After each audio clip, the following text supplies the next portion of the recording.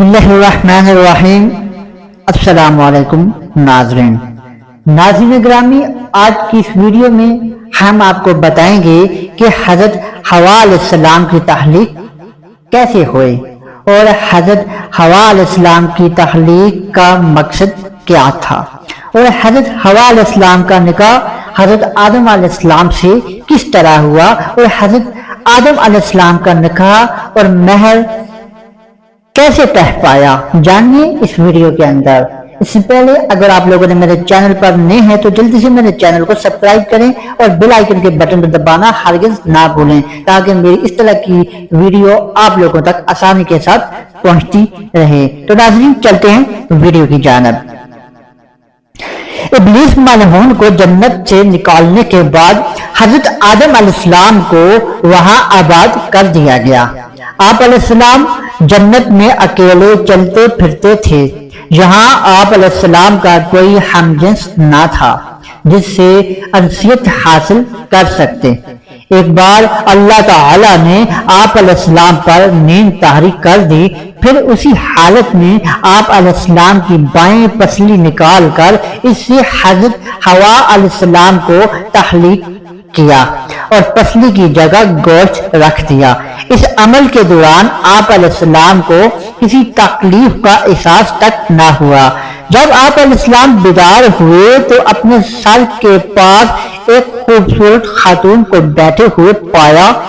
آپ علیہ السلام نے فرمایا، جب تم کون ہو؟ انہوں نے عرض کی، میں عورت ہوں۔ فرمایا، تمہیں کیوں پیدا کیا گیا؟ عرض کی، اس لیے کہ آپ علیہ السلام مجھ سے سکون حاصل کریں۔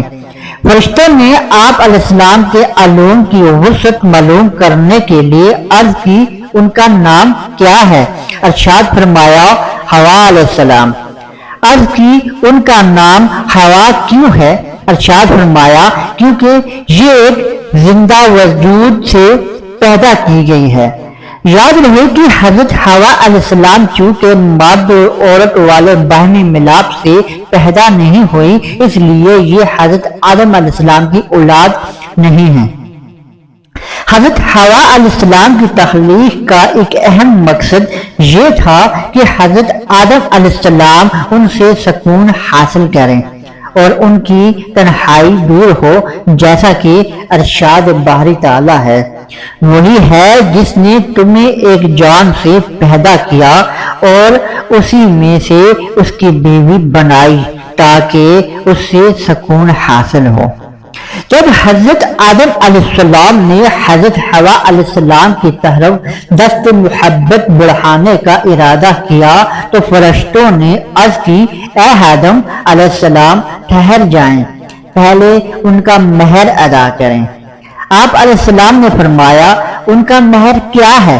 فرشتوں نے عرض کی، ان کا مہر یہ ہے کہ آپ ہمارے سردار محمد مصطفیٰ صلی اللہ علیہ وآلہ وسلم پر 3 یا 10 مرتبہ درود پاک پڑھیں۔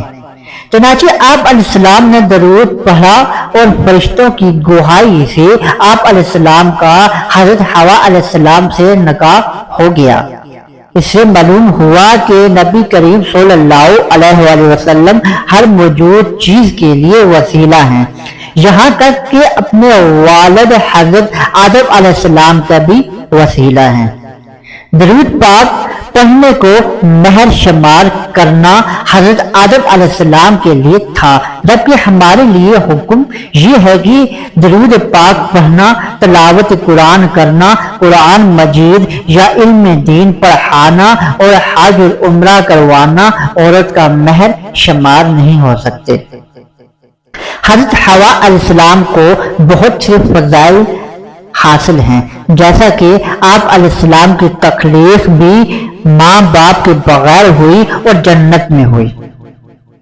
انسانوں میں سب سے پہلی عورت کا اعزاز بھی آپ علیہ السلام کو حاصل ہے۔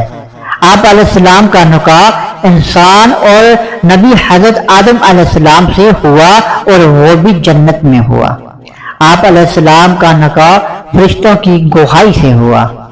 آپ علیہ السلام کا مہر حضرت محمد مصطفیٰ صلی اللہ علیہ وآلہ وسلم کی درود پاک پڑھنا مقرر ہوا۔ آپ علیہ السلام ام بشر یعنی آدم علیہ السلام کی تمام اولاد کی ماں ہیں۔ حضرت حوا علیہ السلام کی پیدائش کا مقصد یہ بیان ہوا کہ حضرت آدم علیہ السلام ان سے سکون حاصل کریں۔ قرآن کریم میں دیگر عورتوں کی پیدائش کا بھی ایک مقصد یہی بیان ہوا ہے کہ شوہر ان سے سکون حاصل کرے، لہذا بیوی کو چاہیے کہ وہ شریعت کے دائرے میں رہتے ہوئے ہر اعتبار سے اپنے شوہر کے آرام اور سکون کا لحاظ رکھے اور کوئی تکلیف نہ دے، اور شوہر کو چاہیے کہ بیوی کو خدا کی نعمت سمجھے اور اس کے حقوق ادا کرے، اور اگر بیوی کی طرف سے کوئی تکلیف پہنچے تو برداشت اور صبر و تحمل کا مظاہرہ کرے۔